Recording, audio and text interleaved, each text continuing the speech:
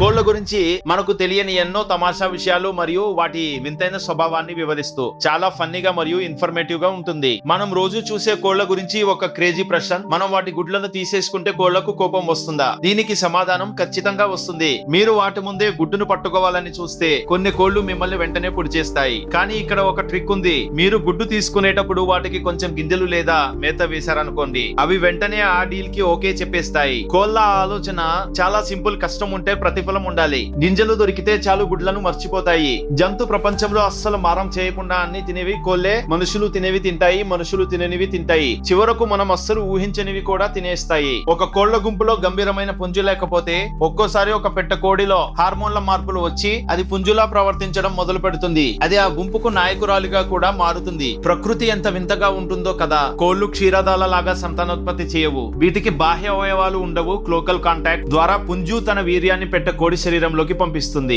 ఈ వీర్యం పెట్ట కోడిలో 2 వారాల వరకు నిల్వ ఉంటుంది. ప్రపంచ వ్యాప్తంగా దాదాపు 2500 కోట్ల కోళ్లు ఉన్నాయి. అంటే లెక్క ప్రకారం చూస్తే భూమి మీద ఉన్న ప్రతి 3 వ్యక్తులకు 10 కోళ్లు ఉన్నాయన్నమాట.